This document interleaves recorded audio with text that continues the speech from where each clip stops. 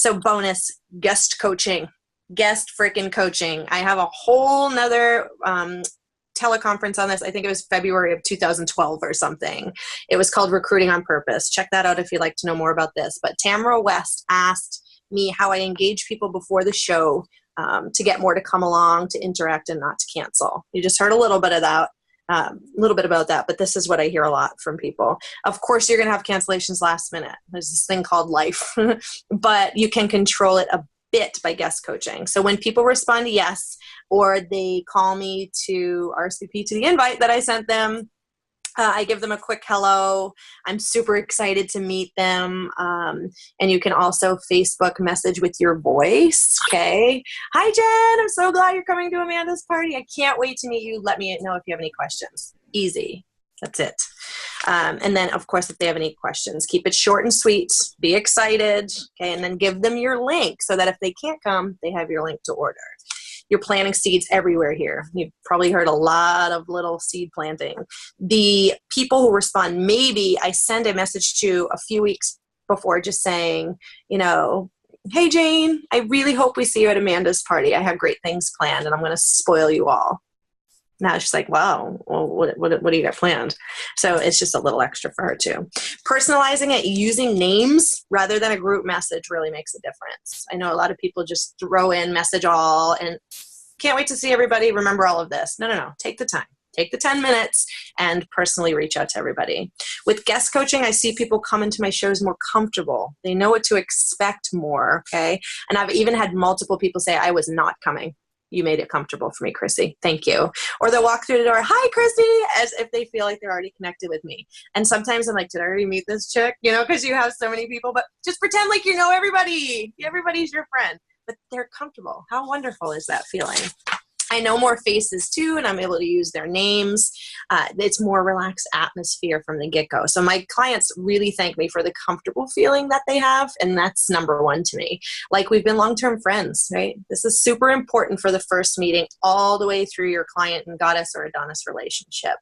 So Lindsay V, she asked how I keep people engaged after the party to eventually get the repeat clients and bookings. Holy crap, this is vital, okay? Of course, your first impression is the beginning of your relationship and super important for the connection and follow-up. I talked about that already. But right after the party, right when I get home, or if it's a long ride home, I'll pull over about a half hour after the party and I go live. Go live on the Facebook event page. Thank you so much for having me tonight. Kayla's party was amazing. And oh my gosh, when Joni said X, Y, and Z, it just killed me. You guys are awesome. I can't wait to see you at Amanda's show.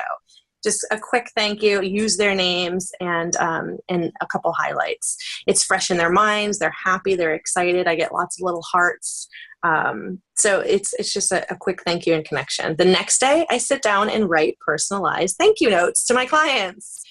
Thank them for coming, for their support of their hostess. That's important. Their order, if they have any questions or concerns, I'm here always. I also have the information of all clients that came because in the beginning I have a sign up to win sheet. So it goes around before I even begin. They're signing up on this. So people that can't stay, that end up leaving because kids need them or life needs them. I have their information. This allows you to connect with people that you would have not known who they were otherwise. You can then offer them a show if they couldn't afford to buy anything, because you hear that a lot of people, they leave. They're like, oh, I'll order some other time. Don't push people to order if they did not order. Just say, it was really great meeting you. I would love to have a show for you so you can earn free product as well.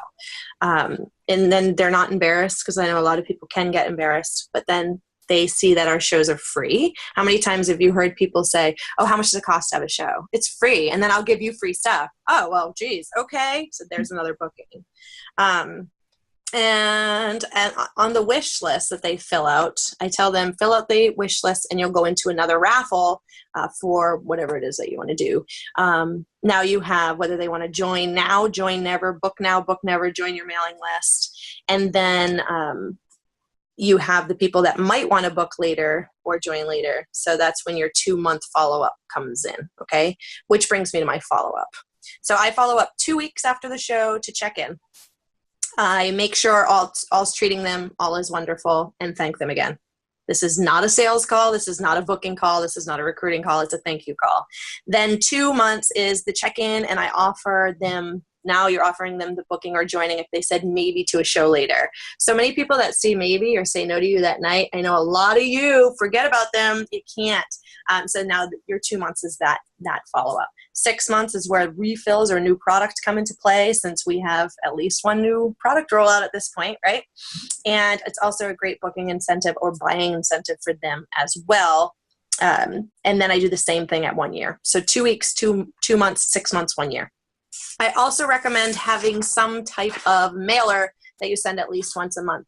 And I recommend not more than twice a month, because you're spamming them, they'll opt out, and they don't want all of that. So MailChimp or Constant Contact work great to start there too. So there's so much to do, right? Again, you just have to find what works for you personally. Remember not to do exactly what someone else does. That's another thing with social media, the copying, the sharing. Change it up, please, please, please, okay? Because that's what's going to make you memorable, and that's what's going to make you get the successes that you're looking for.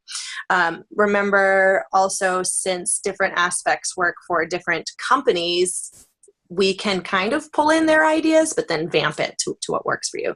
Be willing to learn and grow. That was really, really tough for me in the beginning. I hated change. I did not like it at all when I first started, but now I embrace it.